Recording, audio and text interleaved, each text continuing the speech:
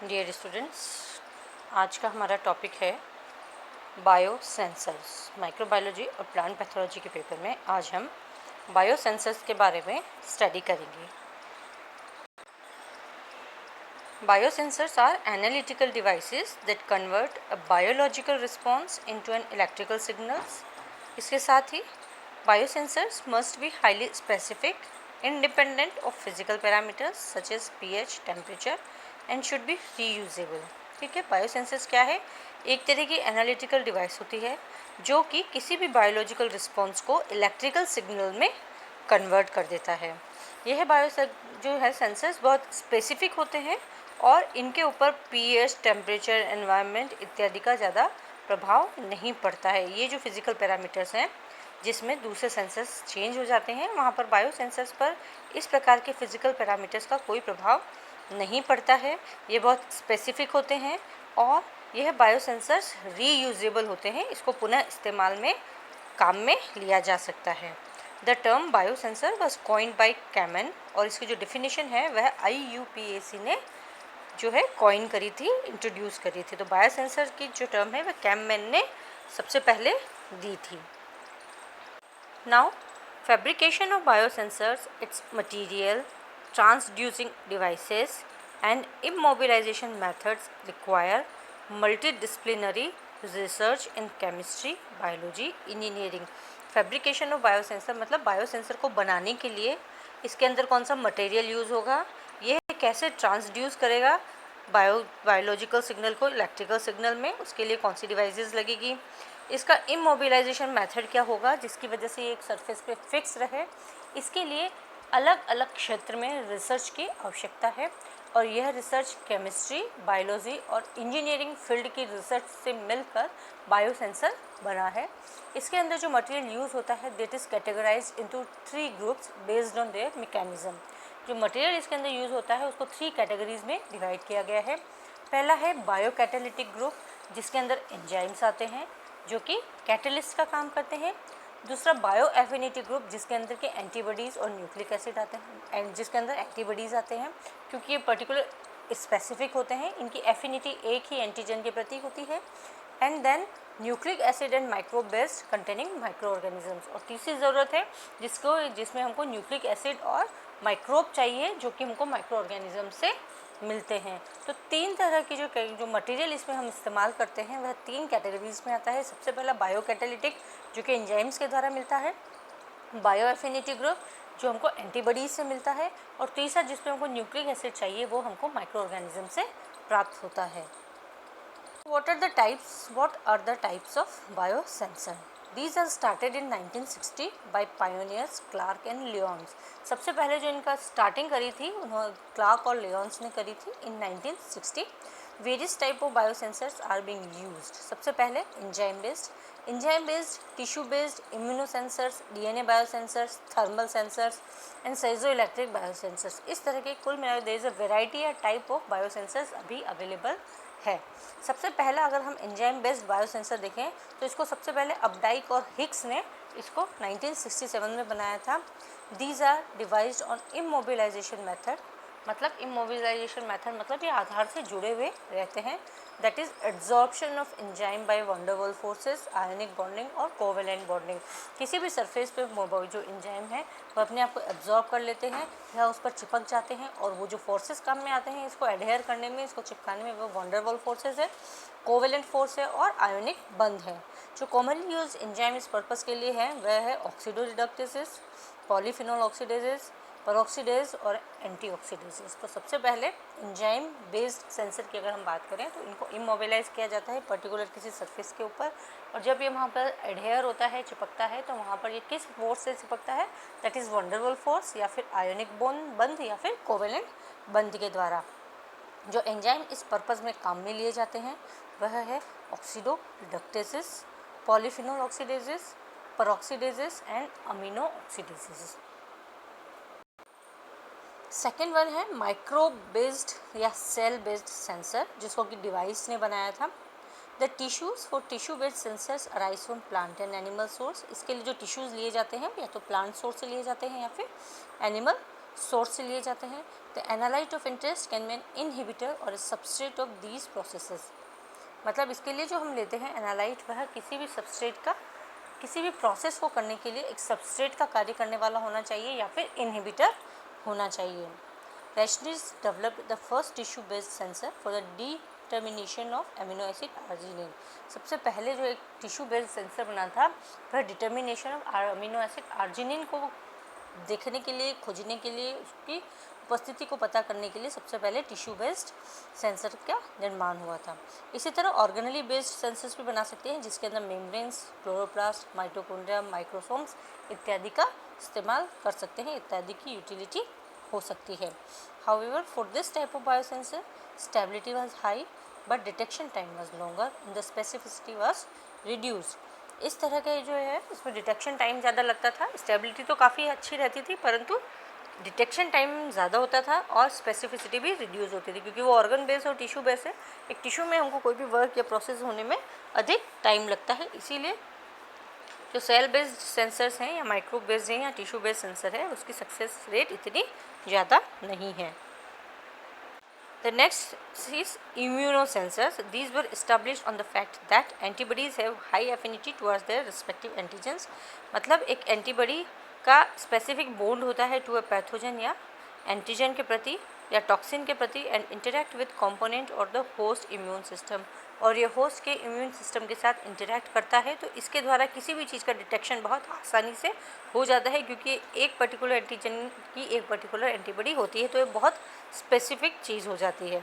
Next one is DNA biosensor. यह device on the property that single strand nucleic acid molecule is able to recognize and bind to its complementary strand in a simple. यह किस आधार पर बनाया गया है? जैसा कि हम जानते हैं कि डीएनए का एक सेंट्रल सिंगल स्ट्रैंड है, वह फटाक से अपने कॉम्प्लीमेंट्री स्ट्रैंड को फाइंड आउट करके उसके साथ बेस पेयरिंग कर लेता है। तो इसी प्रॉपर्टी को यूज़ करते हुए डीएनए बायोसेंसर्स बनाए गए हैं। द इंटरैक्शन जो होता है दो स्ट्रैंड्स के बीच में, आपने पढ़ा है, it is due to the strong hydrogen bond between the two nucleic acid strand. तो यहाँ पर डीएनए की इस क्वालिटी को यूज़ करके एक बायोसेंसर बनाया जाता है। The next one is magnetic biosensors. यह क्या होते हैं? Miniaturized biosensors detecting magnetic micro and nanoparticles in microfluidic channels using the magnetoresistance effect that have great potential in terms of sensitivity and size। यह जो magnetic biosensor है, ये छोटे छोटे बायोसेंसर्स होते हैं जो क्या डिटेक्ट करते हैं? ये डिटेक्ट करते हैं कि मैग्नेटिक माइक्रो और नैनो पार्टिकल्स किसी भी माइक्रोफ्लूइड में कितने उपस्थित हैं, और दीज आर वेरी पर्टिकुलर, और यह इसके अंदर बहुत पोटेंशियल होता है, बहुत क्षमता होती है सेंसिटिविटी और साइज़ को लेकर, चाहे वह पार्टिकल्स कितना ही छोटा हो। यहाँ हमने टर्म नैनो पार्टिकल यूज़ करी है, मतलब बिल्कुल स्मॉलेस्ट साइज़ ऑफ पार्टिकल्स को भी यह डिटेक्ट कर सकता है और इसकी सेंसिटिविटी बहुत हाई होती है। The next one is thermal biosensor और calorimetric biosensor. These are developed by assimilating biosensor material as mentioned before into a physical transducer. यह जो है फिजिकल ट्रांसड्यूसर के रूप में थर्मल बायोसेंसर को काम में लिया जाता है। The next one is piezo electric biosensor. यह दो टाइप के होते हैं, एक तो क्वार्ट्ज क्रिस्टल माइक्रोबैलेंस और दूसरा सरफेस अकॉस्टिक वेव डिवाइस। एक तो क्रिस्टल माइक्रोबैलेंस में बनता है और एक अकॉस्टिक वेव के ऊपर की डिवाइसेस के रूप में यह बनता है। यह किस आधार पर बना हुआ है? They are based on the measurement of change in resonance frequency of a piezo electric crystal due to mass change on a crystal structure. यह इस आधार पर कैसे नापा जाता है? एक मेजरमेंट होता है resonance frequency, it's a matter of physics. वहाँ पर जो साइजो इलेक्ट्रिक क्रिस्टल होते हैं उसकी साइज़ में अगर चेंज कर दिया जाए, उस क्रिस्टल के स्ट्रक्चर में, उसके डायमेंशंस में अगर चेंज कर दिया जाए तो एक रिजोनेंस फ्रिक्वेंसी डेवलप होती है, और उस फ्रिक्वेंसी को ये सेंसर्स सेंस करते हैं, एब्जॉर्ब करते हैं और उसको फिर इलेक्ट्रिक करंट में चेंज करते हैं। तो इसका आधार क्या है कि यह क्रिस्टल के अंदर जो आकृति है, जो स्ट्रक्चर है, उसमें अगर कोई किसी भी तरह का चेंज होता है, कोई अगर उसमें संभावनाएं होती है उसमें परिवर्तन की, तो उस परिवर्तन को यह एब्जॉर्ब कर लेते हैं, किसके द्वारा? रिजोनेंस फ्रिक्वेंसी के द्वारा।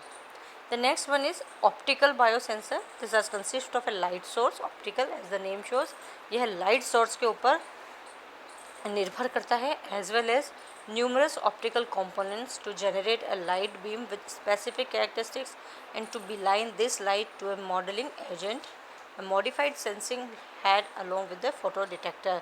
यह क्या करता है, एक लाइट सोर्स होता है इसके अंदर, इसके साथ ही इसमें बहुत सारे ऑप्टिकल कंपोनेंट्स भी पाए जाते हैं जो कि पूरी एक लाइट बीम बनाते हैं स्पेशल कैरेक्टर की।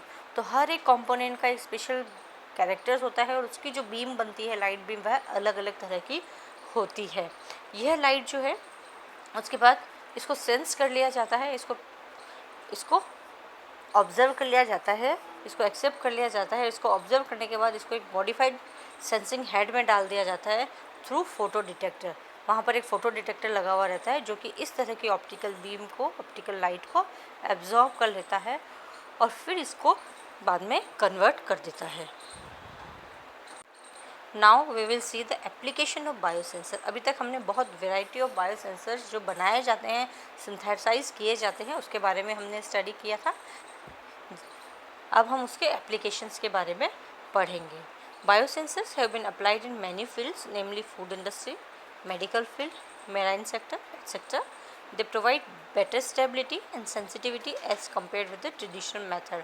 दूसरे मेथड से ये ज़्यादा स्टेबिलिटी प्रोवाइड करता है, यह और ज़्यादा सेंसिटिव होता है, एक्यूरेसी इसमें ज़्यादा होती है और यह फूड इंडस्ट्री, मेडिकल और मेराइन सिस्टम्स में बहुत काम में लिया जाता है।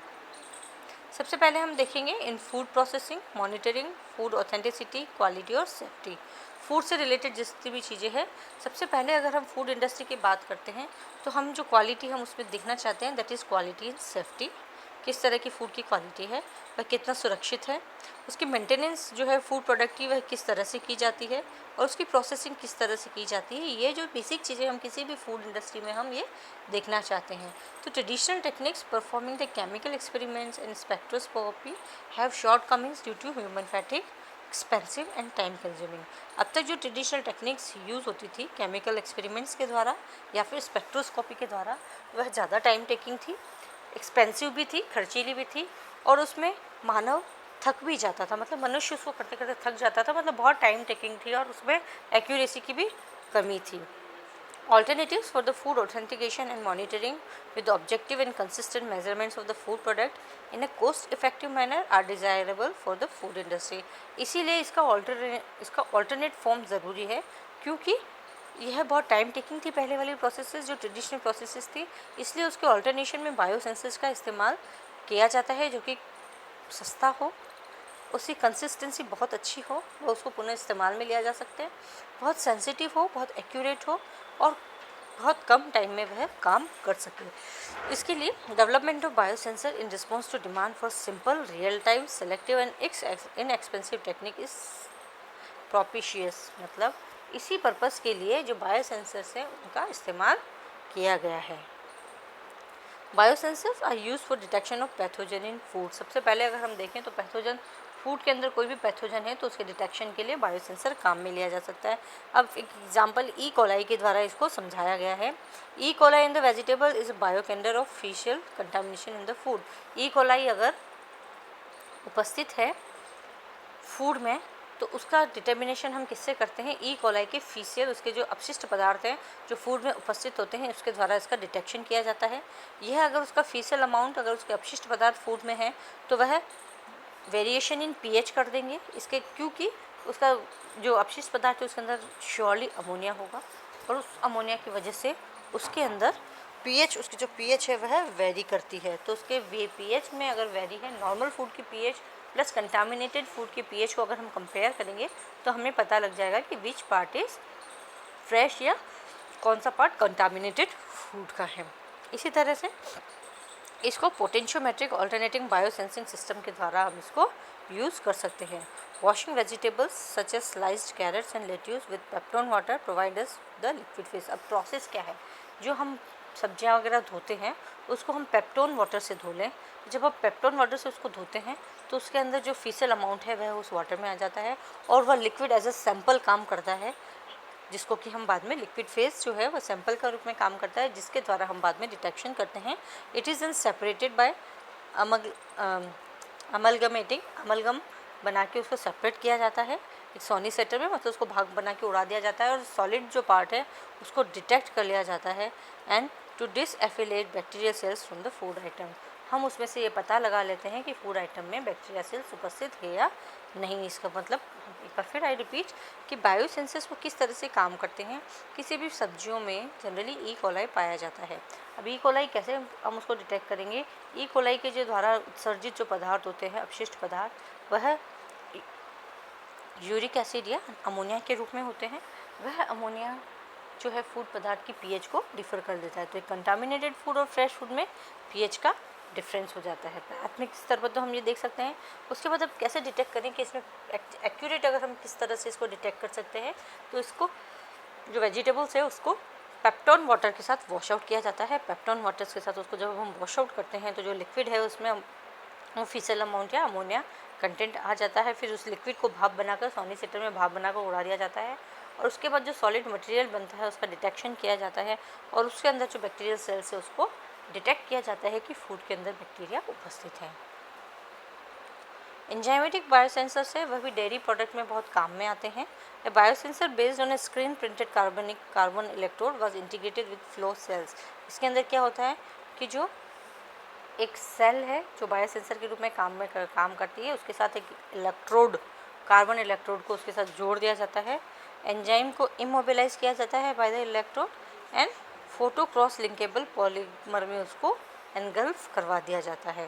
The automated flow based biosensor could quantify the 3 organophosphate pesticides in milk. और उसके बाद वह मिल्क में उपस्थित 3 ऑर्गेनोफॉस्फेट पेस्टिसाइड्स को क्वांटिफाई कर सकता है, उसके अमाउंट को पता लगा सकता है। मतलब एंजाइम बेस जो है वह डेयरी में काम में आता है।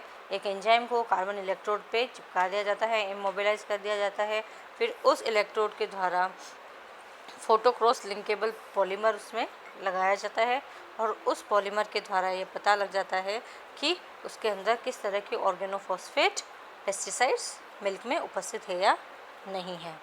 नेक्स्ट है in fermentation process. Fermentation process जो है वह भी बहुत इंपॉर्टेंट प्रोसेस है फूड इंडस्ट्रीज़ के लिए। Safety and product quality are crucial होती है इसमें। अमाउंट कितना फर्मेंट हुआ है, कितना पुराना है, सड़ तो नहीं गया है, इस तरह की चीज़ें। तो thus effective monitoring of the fermentation process is imperative to develop, optimise and maintain biological reactor at maximum efficacy. तो इस तरह से जो फर्मेंटेशन प्रोसेस है उसकी मॉनिटरिंग बहुत ज़रूरी है ताकि जो फर्मेंटेशन बायोलॉजिकल रिएक्टर्स हैं वहाँ पर मैक्सिमम काम हो सके और वह ज़्यादा से ज़्यादा इफ़िशिएंट बन सके। तो इसके लिए biosensors can be utilised to monitor the presence of products, biomass, enzyme, antibody, by product etcetera of the industry. मतलब जो बायोसेंसर्स है वो क्या क्या देख सकते हैं, वहाँ पर क्या क्या मॉनिटर कर सकते हैं, किस तरह से प्रोडक्ट बन रहा है, उसका बायोमास कैसा है, उसके अंदर कौन से एंजाइम्स काम कर रहे हैं, उसमें एंटीबॉडीज़ क्या बनी हुई है, या फिर उस जो फर्मेंटेशन प्रोसेस है उसके बाय प्रोडक्ट्स क्या बन रहे हैं। इनडायरेक्टली कई प्रोसेस के द्वारा यह बायोसेंसर्स इनको मेज़र कर सकते हैं। Biosensor precisely control the fermentation industry and produce reproducible results due to their simple instrumentation, formidable selectivity and low price and easy automation.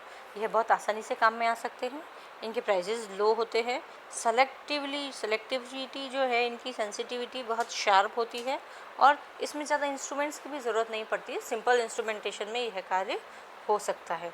Generally several kinds of commercial biosensors are accessible.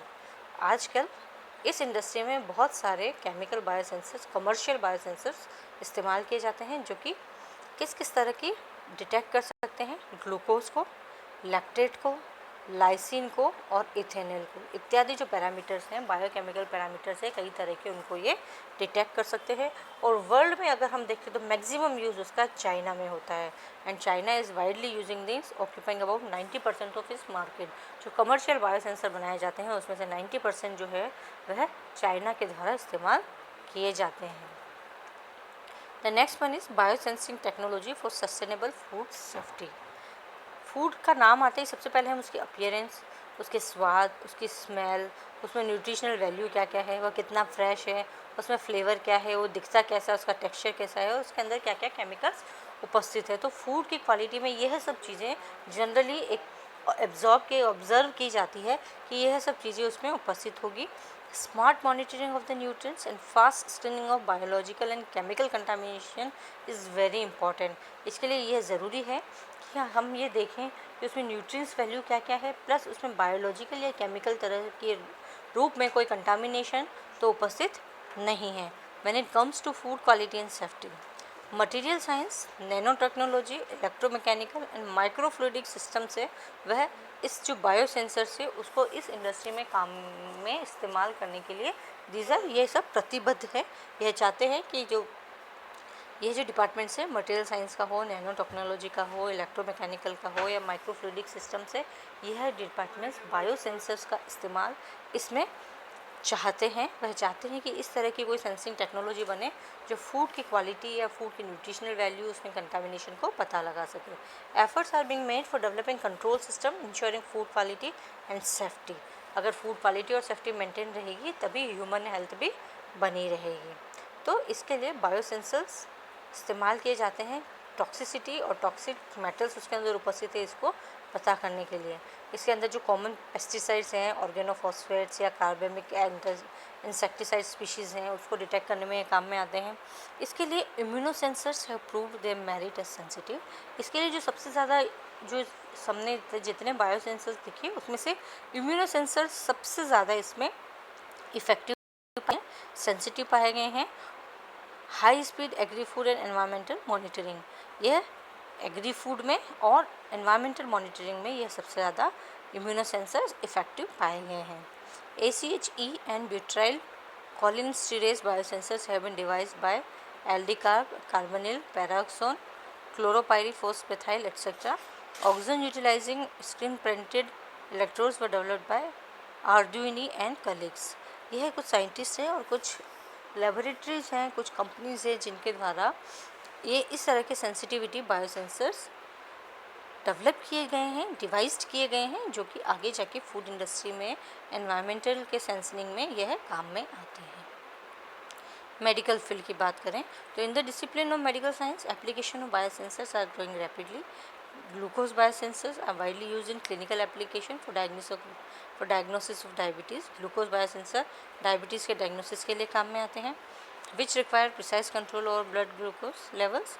ठीक है, जो blood glucose biosensors use is the home accounts for 85% of gigantic world market.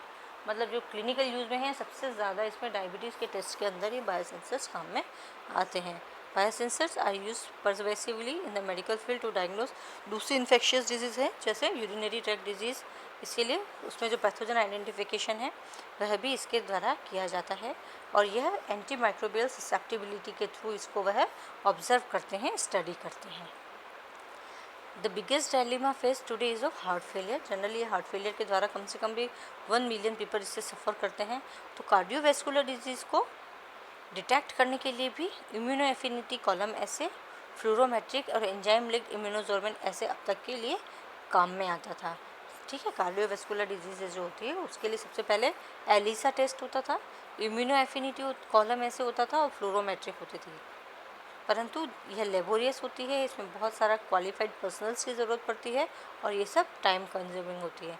इसके अलावा अगर हम biosensors यहाँ पे इस्तेमाल करें जो कि इलेक्ट्रिकल मेजरमेंट के बेसिस पे होता है, यह बायोकेमिकल मॉलिक्यूलर रिकॉग्निशन होता है.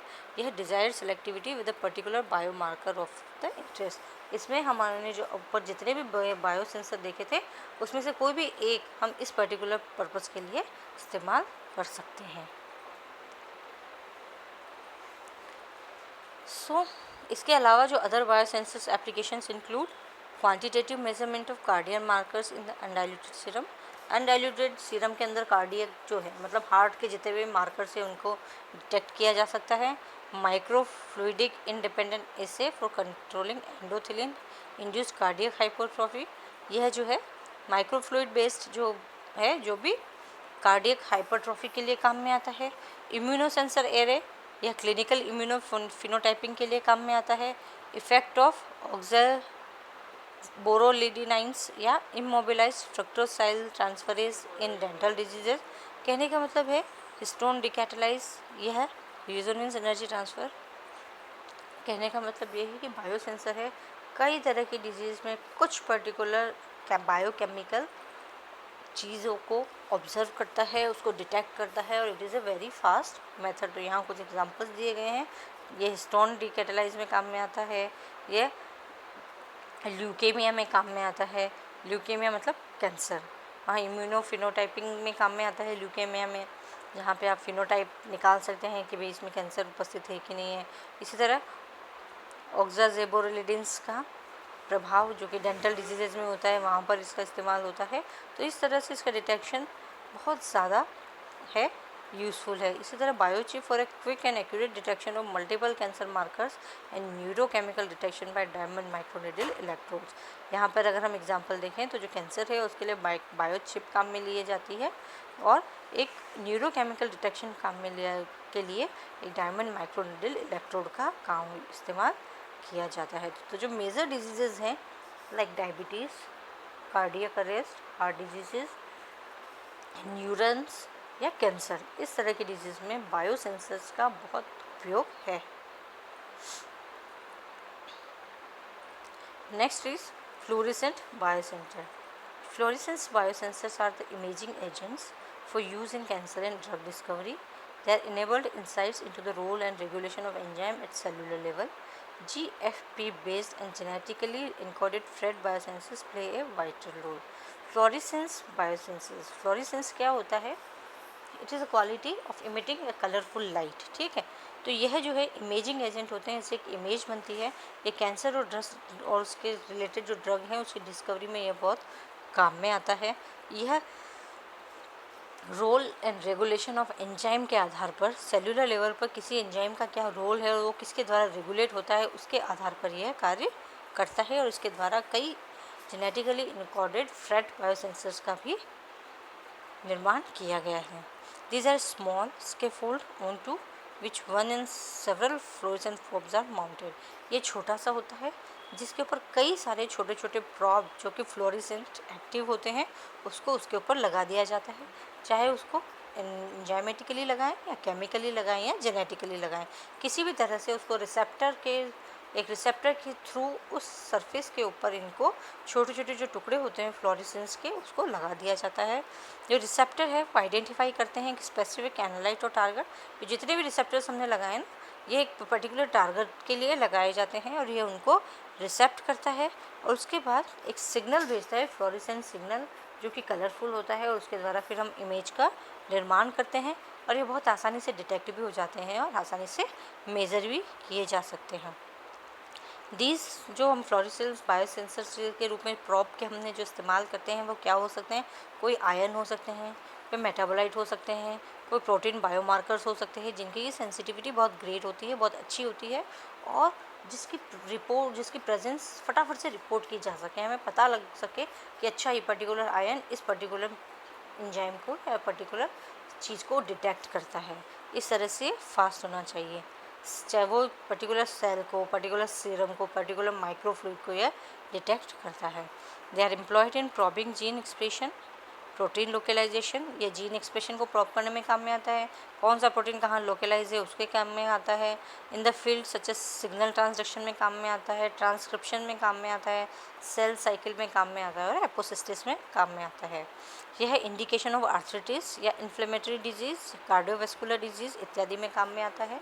यह आर्थराइटिस में काम में आता है, इन्फ्लेमेटरी डिजीज़ में काम में आता है, कार्डियोवैस्कुलर में काम में आता है, न्यूरो डिजेनरेटिव डिजीज़ में काम में आ सकता है, वायरल इन्फेक्शन में काम में आता है, कैंसर में काम में आता है और मेटास्टेसिस में भी इसके द्वारा किया जाता है। तो the fluorescence biosensors are very important in clinical pathology.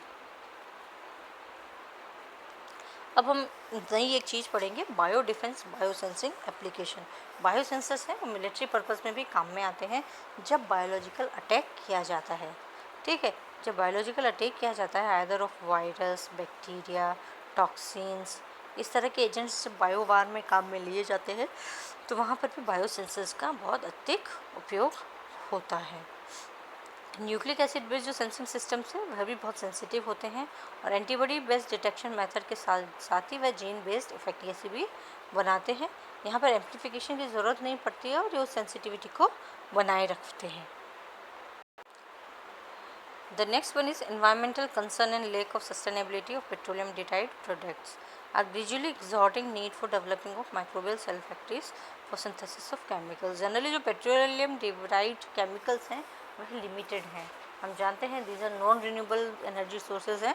इसके लिए माइक्रोब्स जो है एक फैक्ट्री बनाते हैं, माइक्रोबियल फैक्ट्री होती है जो कि कई तरह के केमिकल्स का सिंथेसिस करते हैं. इसीलिए मेटाबॉलिक इंजीनियरिंग के क्षेत्र में भी बायोसेंसर्स बहुत काम में आता है, जो कि इकोनॉमिकली बहुत इफ़ेक्टिव होते हैं. यह केमिकल्स, फार्मास्यूटिकल्स, फूड स्टॉक्स इत्यादि में भी इनका यूज़ किया जाता है. बायोसेंसर्स इन प्लांट बायोलॉजी में डीएनए सीक्वेंसिंग्स में, मॉलिक्यूलर इमेजिंग में, इस तरह में बायोसेंसर्स का बहुत उपयोग है. ट्रेडिशनल मेथड जो होता है मास स्पेक्ट्रोस्कोपी का, जिसमें कि हम देख सकते हैं कि सेलुलर या सब सेलुलर लोकलाइजेशन देख सकते हैं, या फिर मेजर ऑफ आयन या मेटाबोलाइट्स देखते हैं हम मास स्पेक्ट्रोस्कोपी के द्वारा. परंतु यहाँ पर हम इसकी जगह बायोसेंसर्स का इस्तेमाल भी कर सकते हैं, जो कि एंजाइम, सबस्ट्रेट, रिसेप्टर या ट्रांसपोर्टर्स के आधार पर बना हुआ होता है. ये इन्फॉर्मेशन जनरली बायोसेंसर्स बहुत फास्ट इसको ट्रैप कर लेते हैं और यह बहुत जल्दी मेज़र भी की जा सकती है किसी भी फिजियोलॉजिकल कंडीशन में. इसके द्वारा जो डिवाइस है वह tactics to visualise the actual process दिखती है इसमें. For example conversion of one metabolite into another और triggering of signalling effects.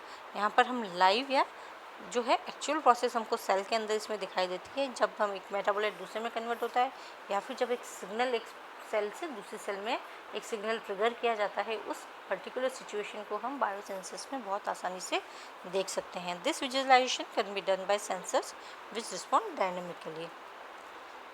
Biosensors हैं मेराइन एप्लीकेशंस में भी काम में आते हैं. Use for detection of eutrophication, nitrite और नाइट्रेट सेंसर्स के रूप में ये काम में आ सकते हैं. मेराइन सिस्टम यूट्रोफिकेशन में नाइट्रेट और नाइट्राइट कंपाउंड बढ़ जाते हैं, उसके डिटेक्शन में बायोसेंसर्स काम में आ जाते हैं. यह जो होते हैं हमें न्यूक्लिक एसिड हाइब्रिडाइजेशन डिटेक्शन पे बेस्ड होते हैं. इसी तरह एनवायरमेंटल सैंपल प्रोसेसेस, यह एक पर्टिकुलर कंपनी ने बनाया है जो मॉन्टेबरी बे एक्वेरियम रिसर्च इंस्टीट्यूट है, उसने ऐसा एक सॉफ्टवेयर बनाया है एनवायरमेंटल सैंपल प्रोसेसेस, जो कि पानी में उपस्थित टॉक्सिक एल्गी को डिटेक्ट करते हैं. और इसके अंदर जो प्रॉब यूज़ किया जाता है वह राइबोसोमल आरएनए का प्रॉब इस्तेमाल किया जाता है, जिसके के द्वारा पानी में उपस्थित पॉल्यूटेंट्स, हैवी मेटल्स, पेस्टिसाइड्स इत्यादि को डिटेक्ट किया जा सकता है. Now what are the future works? We should focus on clarifying the mechanism of interaction between nanomaterial biomolecules on the surface of electrodes or nanofilms using the novel properties to fabricate a new generation of biosensor. आगे हमको क्या focus करना चाहिए कि इसके लिए छोटे छोटे नैनो मटेरियल्स और बायोमोलिक्यूल्स को हमको यूज़ करना चाहिए. जो सरफेस हम बनाएं नैनो फिल्म की बनाएं या इलेक्ट्रोड की बनाएं, और इसके अंदर हमको वो प्रॉपर्टीज़ डालनी चाहिए, वह प्रॉपर्टीज़ फैब्रिकेट करनी चाहिए जो किसी पर्टिकुलर चीज़ को डिटेक्ट करे. मतलब हर एक पर्टिकुलर प्रॉपर्टी के लिए, बायोकेमिकल एजेंट के लिए एक पर्टिकुलर बायोसेंसर का डेवलपमेंट ज़रूरी है. Nevertheless nano material based biosensor show great attractive prospects which will be broadly applied in clinical diagnosis में काम में आता है, फूड एनालिसिस में काम में आता है, कई प्रोसेसेस को कंट्रोल करने में काम में आता है, और एनवायरनमेंट की मॉनिटरिंग में भी यह काम में आता है. तो in future biosensors are very applicable and are very useful. So thank you dear students, I hope you understand the topic. Thank you.